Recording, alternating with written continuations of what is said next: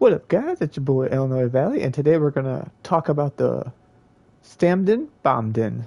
You know, that build that everybody's been wanting, the juicy bits.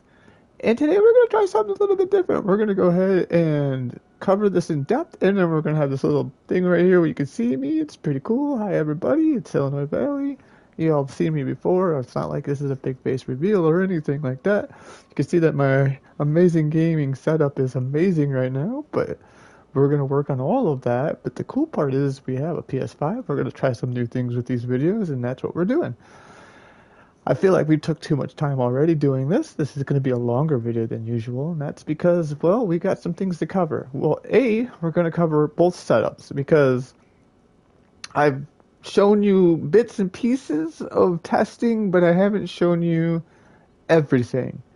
And of course, the second setup we're going to talk about is the full damage setup, which I really haven't shown a whole lot of gameplay for. We will. Mid-Year Mayhem is coming, and that's when I plan to do a lot of the full damage because it's more of like a group build, where the other build that I have been displaying is more of a small scale. You can almost 1vx with it, although you struggle a little bit. You kind of need some teammates to kind of hide behind, and you also need your teammates to do a little bit of damage. I hate to say that, but it's true.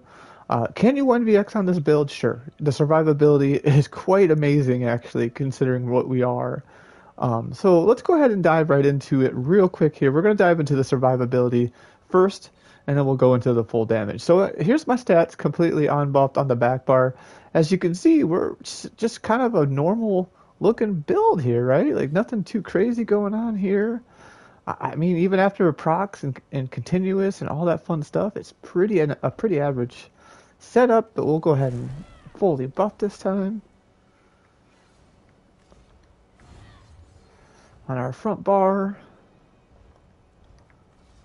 on our back bar, and of course we'll throw in that pot, because, you know, we like to see that too, right? And of course, all this goes up with continuous, of course. So keep that in mind. So those are our stats, completely like this out of Citadel, no continuous. Those are our stats.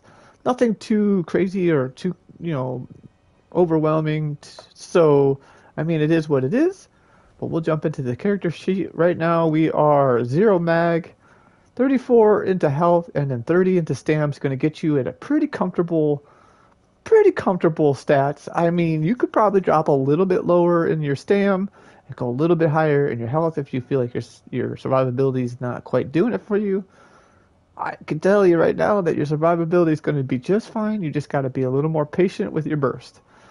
We are running Lava Foot. You can run other foods here if you run the full damage setup we're going to talk about here in a second.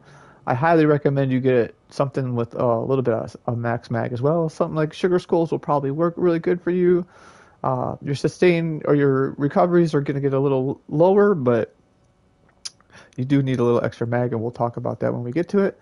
And we're running the Serpent, and of course, Stage 3 Vampire to give us a little bit of extra tankiness. Now, I know what you're saying, Illy. I don't want to be Stage 3 Vampire because, oh my god, that 8% extra ability cost is killer. Well, we'll jump right into it. As our race, we are an Imperial. And when I first started testing this, we did Wood Elf. Wood Elf was actually really nice. Sustain felt a little sus at times, but the movement speed and a little extra pen was really nice. The recovery was nice. Wood Elf was nice. I think a lot of different races could work for this build. Honestly, Dark Elf would be, I think, absolutely great for the full damage setup because you get that extra max stat and mag, which, man, you're going to need a little extra mag with that build. And so, yeah, Dark Elf would work really well, too. So, but I am Imperial. I race changed to an Imperial from a Wood Elf, and I love the Imperial here. It's really nice on Warden. An excellent race. Now, normally I would pause here and jump into what I wanted to jump into next, but we are doing this live to get this beautiful camera footage going on right here. So we're going to just jump right into the gear. Sorry you have to watch all of this as I'm sifting through. So on our front bar, you guessed it, guys, we are running the Vicious Death. We are running Nern here, and then we're running sharpened here, but I like to run poisons on both bars. So, or I mean, the nerd and sharpened. Sorry, I mean, let me just redo this. Now, see, this is what happens when we gotta do this live. So the reason why I had those off is we are running the weapon glyph on the front bar and the disease glyph on the back bar, and these are great setups. But I recommend poisons on the front bar because in the end, with total math, it is actually a little more damage. On the back bar, we are running potentates powered, and in pen, this could be sturdy reinforced, whichever you prefer. It doesn't matter. In pen was just what it was. I don't know why. I just left it like that. I kind of like that little extra defense. Of course, we run poisons on the back bar as well. Magma and Carbon, both heavy right here as our monster set. This is excellent for our sustain, and we get a little extra padding as well, and a little extra weapon damage. And that's really nice. The minor courage and minor resolve is super nice. Can't beat it. For a monster set, this really does a lot of work. And you can tell why everybody's running it because it's just really, really good, right? And for our body, we're running Plague Break.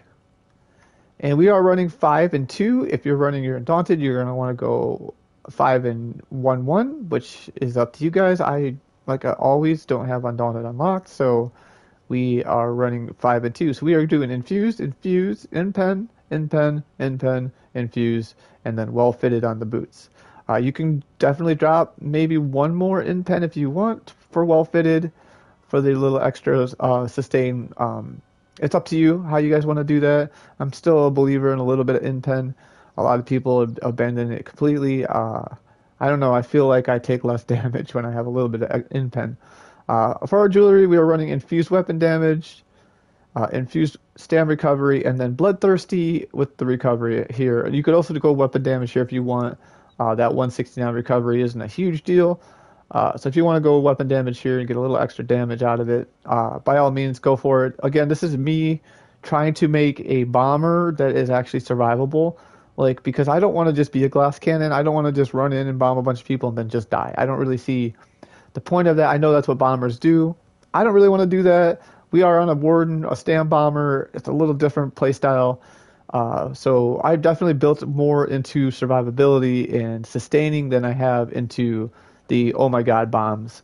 However, you've seen the footage and we've had plenty of oh my god bombs. So that is our gear. We will jump into consumables really quick because this is actually kind of important because there's a lot here to unpack. Like we said, lava foot. If you running full damage, try maybe with something with a little mag. So here's a little fun nugget that we are actually doing is we are running the Alliance Health Drought. Why are we doing this? Because, bro, we're a bomber, and why not have 10 seconds of invisibility? Why not? We can come in and bomb. We can go out after a bomb. It's really nice, really cool, really fun. Totally memes. It's all memes, right? It's fun though. If you're gonna be a bomber, right? So why not have a little fun with it? We also are running tri-stats in BGs. I highly recommend running the tri-stats over the other two that we're talking about here, because sustain gets a little yucky. So if you do go into BGs, I would highly recommend just staying with the tripods. And then of course we got our immovables, which is really nice when you're not doing the whole invisible thing. Although those also give you a little bit of snare removal. These are really nice. Just you can go in and not worry about getting stunned and not being able to do your spins or get off what you need to get off. So these are really nice as well to keep things going. We won't jump into the CP right away. We're going to go ahead and switch to our full damage setup real quick. Ooh, almost messed that up. Here we go. Armory system's super cool, and I said that we were going to take advantage of this in my last build video about, how cool it would be to have both setups, and then we could just jump right into it. We cover both setups. So, all right. So basically, you know what? Fuck, I fucked it up. We need to go back to our other setup real quick because we're going to cover skills because that's mainly what we're changing. So here we go, real quick. We're going to jump into these skills. See, we're doing this all live. I'm prepared I'm prepared. Okay, so we are running Living Trellis. This could be switched out for a number of things. I really like this extra heal, by the way. It's super nice, but we can run Shuffle or the other Morpho Shuffle. Here, I actually was running Mist for a little while. It was kind of nice. And we were running Race Against Time for a little bit, but the mag drain was a little too much for me. So there's that. You can run Spores, I suppose, if you really needed to get that extra heal. Living Trellis better than Spores, so let's be honest. Vigor, Betty. Arctic Blast, this also could be a flex spot. You don't need Arctic Blast per se, but like I always say, that CC stun is so nice. So nice. Ice Fortress, and then, of course, we're running Healing Thicket, but you can run Swordboard alt here. Just as good. And then on the front bar, it's Sub Assault. Whirling Blades, I like better than Steel Tornado. Again, it's your decision how you want to do it. Cutting Dive, because I really, really like the dot that Cutting Dive puts on. It's not so much about the damage, but more about the dots. The dots, if we can dot up the weakest target, go in and blow up that weak target, boy, then everything around it is like a chain reaction. Just so I like to dot up that weak target and then get him to blow up and then get everybody to blow up. So I really like that, and then I really like Growing Swarm as well, as for the nice dots. What can you replace these with? Well, if you want to get up close and personal, then you can run Blood Craze. I mean, absolutely can do that. However, doing it all from range, as you've seen in my gameplay, really, really does set up the fact that you can dot them up, have that Sub Assault down, and then you can just go in and just do what you got to do. Dawnbreaker to get the stun off, and then spin, and then pop, pop, pop, pop, pop, pop. So that's so this is how I do it. Plus, with all the animal companions here, you get a little extra damage, and we'll talk about that when we get into the passives here, which I guess we could cover here real quick too. We are running. Oh no, we already did the back bar. Oh my god, this is so hard doing live. So for the passives here, like I was talking about, you get that extra 2%. So we got 8% damage done for just having all those animals slotted on. So like I said, it's real nice. Just the dots and then the extra damage is really nice. I think most Wardens try to do this on spin to win setups, and I just kind of followed suit, and I really like it. So, of course, for your passives, you're going to want all of these, and then your sword and board, and then of course your dual wields. You're going to want those.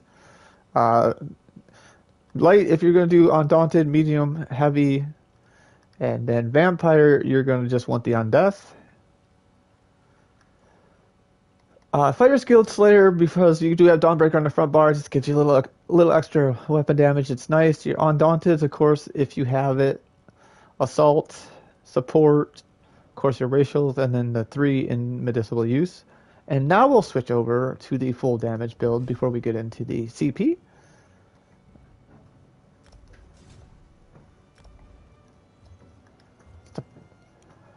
Alright, so basically the biggest change in this is we go full damage. I guess we'll go cover that real quick. So instead of Magma, we're going to use Balargs here. And Balargs, obviously, extra damage. Lots of damage, actually, and penetration. But what we do lose is a lot of defense, which is kind of sucky. But obviously, we're going to absolutely come in with more damage, which is why we call it the full damage build. And then for skills, we are running, instead of Cutting Dive, we're running Proxy Det.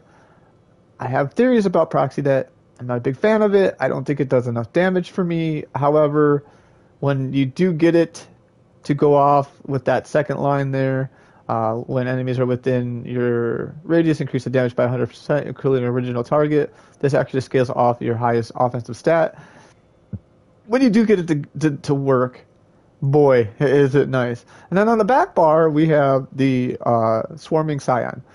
This is actually really cool. A lot of people don't see this coming. You get all your buffs up on your front bar. You get them dotted up. You get your proxy det set. You get your Sub Assault set. This is 3 seconds, and this is 8 seconds. So you gotta dot them, or you gotta want to proc your proxy and then dot them, and then Sub Assault, and then you're gonna go in and Dawnbreaker, or not Dawnbreaker. Then you're gonna go in and do your Scion, and then you're gonna flip back, and then you're gonna be spinning. and it's actually really, really disgusting. I'm not gonna lie. And so that's the full damage setup. So now we're gonna jump into the CP, and of course CP is always really kind of up to you. So for the blue tree, we're doing Biting Aura, Occult Overload, which this is absolutely disgusting in open world, but in obviously in BGs you don't have this, so you lose it. But in open world, it's absolutely disgusting. Ironclad and Duelist Rebuff. You do not need Duelist Rebuff per se. You can switch it for Unassailable or whatever else you need. I just really like to have that extra single target protection because I don't want no Nightblade skanking the shit out of me, right? I don't want it. Can't bomb if we're dead, right?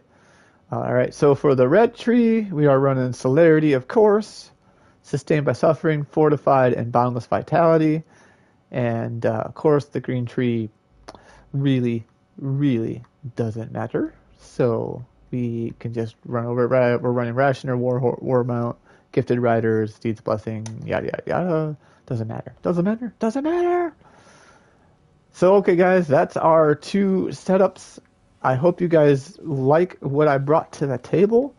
I've been testing this for quite some time.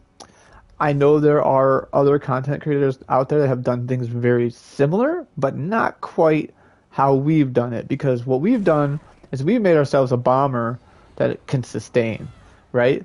So, like, we can sustain, we're very tanky. I'm not gonna lie, at what was our resistance again? At 23k.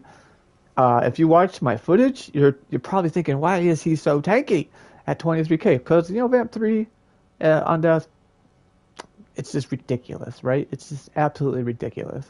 So yeah, we're actually quite tanky. We sustain, our damage is good. I'll tell you guys, when you pull off the bombs, it is so satisfying. Just the visuals and the sounds, like when Plague Break pops and Vicious Death goes boom at the same time.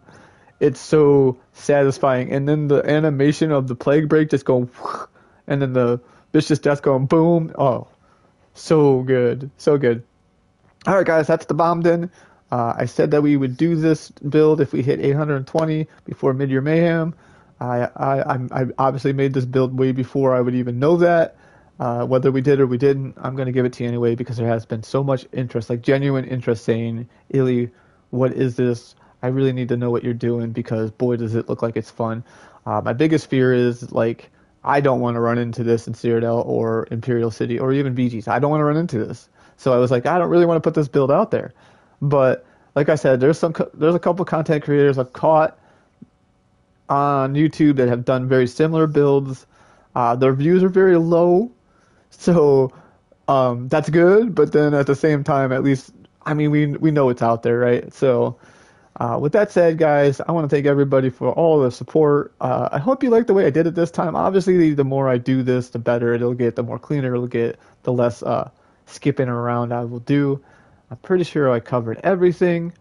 Yeah, peace.